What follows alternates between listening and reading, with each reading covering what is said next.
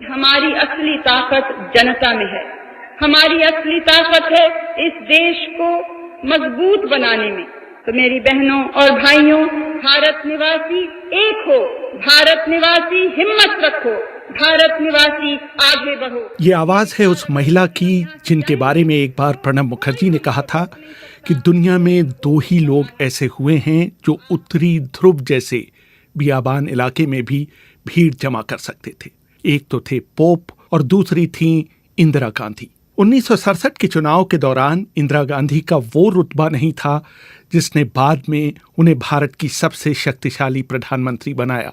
भुवनेश्वर में जैसे ही उन्होंने एक चुनाव सभा में बोलना शुरू किया, भीड़ की तरफ से आया एक पत्थर उनकी नाक पर लगा और वो टूट गई। Indira India's most powerful prime minister की लेखिका सागरिका घोष बताती हैं।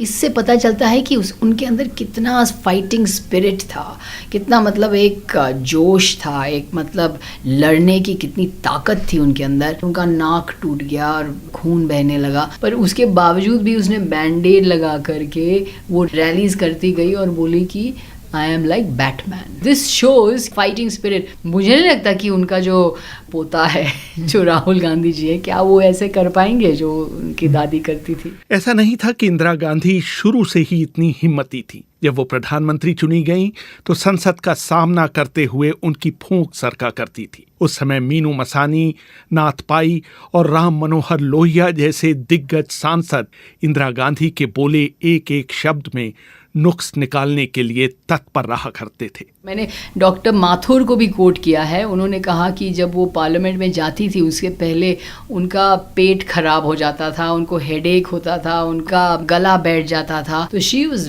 Very nervous. और उस टाइम के जो पार्लियामेंटेरियन थे वो बहुत ही एक्सपर्ट और अच्छे बोलने वाले पार्लियामेंटेरियन थे। वो तो मतलब एकदम इंदिरा गांधी को फिनिश कर देते थे पार्लियामेंट के अंदर।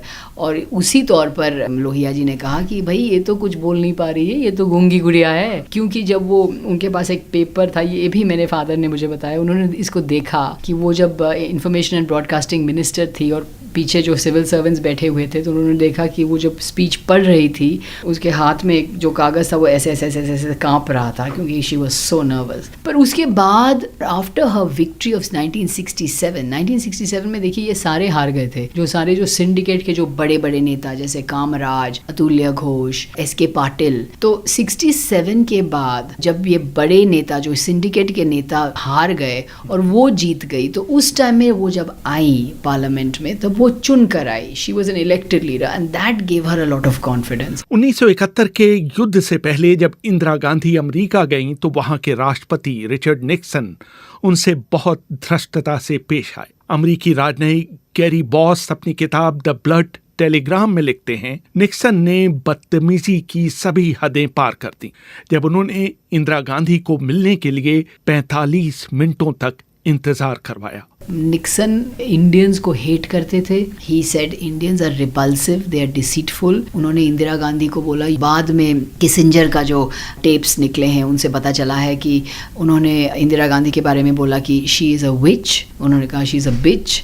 उनको 45 मिनट बैठा के रखा। तो इन सारे इंसल्ट बर्दाश्त करने के बाद इंदिरा गांधी ने जिस तरह से निक्सन को एक पब्लिकली स्नब किया, ये मुझे लगा कि इज विंटेज इंदिरा गांधी। क्योंकि एक पूरा स्टेट बैंक्वेट में जो सारे मतलब बड़े बड़े लोग आए थे, it was a VIP banquet, और वो निक्सन के नेक्स्ट टू बैठी थी और थ्रू द एंटायर बैंक्वेट उन्होंने आंख बंद करके रखा as if she was sleeping. ये निक्सन के लिए बड़ा एक कन्फ्यूजन की बात हो गई कि भाई ये क्या हो रहा है, आंखें क्यों बंद करके बैठी है।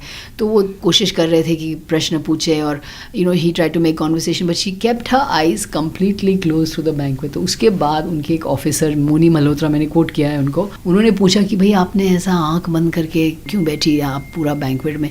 तो इंदिरा गांधी ने बड़ा कैजुअली कहा कि नहीं, मुझे तो बहुत हेडेक था इसीलिए मैंने ऐसा किया। पर उन्होंने एक्चुअली बहुत ज़बरदस्त तरीके से निक्सन को उस डिनर में स्नब किया। 1972 में जब पाकिस्तान के राष्ट्रपति जुल्फकार अली भुट्टो बातचीत के लिए शिमला आ रहे थे तो इंदिरा गांधी ने खुद जाकर हिमाचल भवन का निरीक्षण किया जहां भुट्टो ठहरने वाले थे। उन्हें वहां का इंतजाम पसंद नहीं आया। It was a very interesting thing कि इतना बड़ा वॉर के बाद भुट्टो आ रहे थे फॉर अ पीस समिट, और इंदिरा गांधी जब वो हिमाचल भवन में गई तब the first thing she did was redecorate the room. तो उन्होंने पर्दे बदले, उन्होंने बेड बदला, उन्होंने राष्ट्रपति भवन को चिट्ठी लिखी कि भाई आप अपना स्टेशनरी भेजिए, और अब कारपेट वगैरह सब बदला।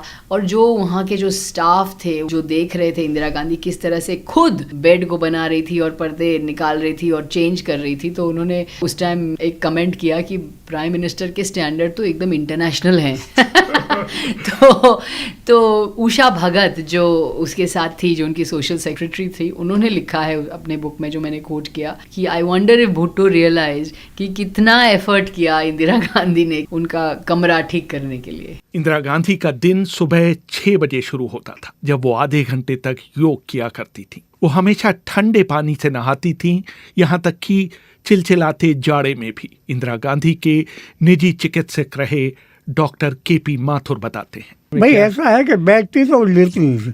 मतलब ये कही कि उस घर में मुझे बड़ा ताज्जुब हुआ कि जवाहरलाल जी से लेकर के कोई भी बैटरी नहीं लेता था। वो तो सीधा ब्रेकफास्ट होता था उनका, तो 8 साढ़े 8 बजे करीब ब्रेकफास्ट होता था उनका। आपने 1 या 2 टोस्ट, थोड़ा सा उन पर मक्खन लगा होता, थोड़ा सा नाम के वास्ते, 1 हाफ बॉइल्ड एग, और जो मौसम के फल हों, ज़्यादातर सेब हुआ करता था, और 1 मिल्की कॉफ़ी। ये उनका ब्रेकफास्ट था। वो वेजिटेरियन ज़्यादा थी, तो उनका लंच भी ऐसे ही सादा जैसा हम और आप खाते होंगे। आज रोटी, दाल, एक तरकारी सूखी, दही। डिनर में भी वही रहता था, लेकिन वो ज़्यादा नॉन वेज बहुत पसंद नहीं करती थी। लेकिन हाँ, घर में भी बनता था, खाती थी। कभी कभी बाहर से भी आता था, और खासकर रमजान के दिनों में मुस्लिम दोस्त जो थे वो अपने घर से भेज दिया करते थे। सेवई भेजी, बिरयानी भेजी, सीख कबाब भेजिए, वगैरह वगैरह। एक उनके किचन में जो चीज़ बनती थी, भिंडी, कच्ची भिंडी को लेकर के जरा सा बेसन में लपेट के, और थोड़ा खास मसाला होता था वो बनाते थे। अब वो फ्राई हो जाती है, थोड़ा कुरकुरी हो जाती थी। मुझे वो बहुत पसंद थी। एक दिन देखा कुरकुरी भिंडी वहाँ पर है, तो मैंने कहा कि साहब मैं कुरकुरी भिंडी खाना चाहूँगा। अरे डॉक्टर एक कुरकुरी भिंडी लाओ, उन्होंने कुक को फौरन कहा। कुक अंदर तो गया, लेकिन बाहर निकल के आया, उसने हाथ हिला दिया, खत्म हो गई। सारी प्लेट अपनी उठा के और मेरे उसमें उन्होंने डाल दी। तो मैंने कहा साहब ये तो बड़ा अनफेयर है, मैं फिर किसी दिन खा लूँगा। नहीं अभी लीजिए, लेकिन डाल लीजिए। शी वॉज इंसिस्टेंट कि आप खाइए। सागरिका घोष एक और किस्सा सुनाती हैं, जब इंदिरा गांधी पश्चिम बंगाल के एक सर्किट हाउस में ठहरी थीं और उनके पिता उस जिले के कलेक्टर हुआ करते थे। उन्होंने ये स्टोरी मुझे बताई कि उन्होंने जब वो आई और वो फिर बाथरूम यूज़ किया और बाथरूम से निकली, और मेरे फादर की ओर ऐसे इशारा करके उन्होंने कहा कि मिस्टर डिस्ट्रिक्ट मैजिस्ट्रेट, बहुत ही अच्छा काम किया है आपने मेरे लिए नया तौलिया रखा है, पर ये बात आप ज़रूर इस पे ध्यान दीजिए कि नए तौलिया जब लगते हैं बाथरूम के अंदर तो उनको एक बार आप पहले धो लीजिए, क्योंकि बिना धोए जो अगर तौलिया लगेंगे वो सुखाते नहीं है, they don't dry, so you have to wash them once. Indira Gandhi के पास संभवतः भारत में हैंडलूम साड़ियों का सबसे बेहतरीन संग्रह था। वो कोई भी जेवर नहीं पहनती थीं सिवाय रुद्राक्ष की एक माला की। She was very conscious of appearance, perfectly chosen sarees, और स्किन को बहुत केयर करती थी और बाल ठीक तरह से रखती थी। She was very very conscious of weight gain ना हो जाए, और used to do yoga। और साड़ीज तो she was passionate about sarees। जिस तरह से एक बार मैंने लिखा भी है कि किस तरह से उन्होंने एक बार साड़ी को आइडेंटिफाई किया। क्राउड में एक लड़की खड़ी थी जो मेरी आंट थी एक्चुअली, जो मेरे फादर को विजिट कर रही थी उस time, and she was standing in a rally, और मिसेस गांधी ने उनको देखा जीप से, और इंटेलिजेंस ऑफिसर जो उनके पीछे बैठे हुए थे उनको पूछा कि देखो ये क्या साड़ी पहनी है बताइए। तो वो इंटेलिजेंस ऑफिसर को तो पता नहीं था, उन्होंने कहा मैडम ये कोई सिल्क साड़ी होगा। तो उन्होंने कहा ये सिल्क साड़ी नहीं है, it's a Coimbatore handloom, and it was a Coimbatore handloom. और gents wrist watch, short hair, maybe sometimes earrings and a necklace और something, but high heels. Indira Gandhi को अपने देश से बहुत प्यार था। एक बार फेस्टिवल ऑफ इंडिया समारोह के दौरान जब जन गण मन बज रहा था तो पुपुल जयकर की नजर उनकी आंखों पर गई। उनमें आंसू थे। एक बार एक जर्मन छात्र ने इंदिरा से पूछा था कि आपका सबसे पसंदीदा गीत कौन सा है। इंदिरा ने बिना पलक झपकाए जवाब दिया था, टैगोर का একলা চলো রে। যদি সবাই থাকে মুখ ফিরায়ে সবাই করে ভয়, তবে পরাণ খুলে ও তুই মুখ ফুটে তোর মনের কথা একলা বলো রে। ও তুই মুখ ফুটে তোর মনের কথা একলা বলো রে যদি তোর ডাক শুনে কেউ না। इंदिरा गांधी ने फिरोज गांधी से अपनी पसंद से शादी की थी, लेकिन कुछ दिनों बाद ही इस शादी में दरार पड़नी शुरू हो गई थी। इंदिरा जवाहरलाल नेहरू के साथ रहा करती थीं, जबकि फिरोज गांधी को तीन मूर्ति भवन में रहना कतई पसंद नहीं था। वो दिल फेंक भी थे और कई महिलाओं से उनके संबंध थे। फिरोज गांधी के सबसे करीबी दोस्त इंदर मल्होत्रा ने एक बार मुझे बताया था, फिरोज मेरे बहुत अजीज दोस्त थे और वो कभी जिक्र भी कर देते थे। कुछ उनके यहाँ जो लेडीज आती थी वो कुछ हमको भी जानती थी, हमसे भी बात करती थी, लेकिन सबसे ज्यादा हम्मी नाम की एक बहुत खूबसूरत औरत उस जमाने में, अब वो लखनऊ में थी। उनके वालिद जो थे वो मिनिस्टर थे कांग्रेस की सरकार में यूपी में, और इंदिरा पंडित जवाहरलाल नेहरू को देखने के लिए वे प्राइम मिनिस्टर हाउस में यहाँ दिल्ली में आ गई बच्चों को लेके। तो वहाँ से फिरोज का रोमांस शुरू हुआ और बात आगे बढ़ती गई। फिरोज हैड एक kind of what is called a glad I. एक रोज इमरजेंसी से जरा कुछ पहले जब काफी हिजान था मुल्क में, किसी वजह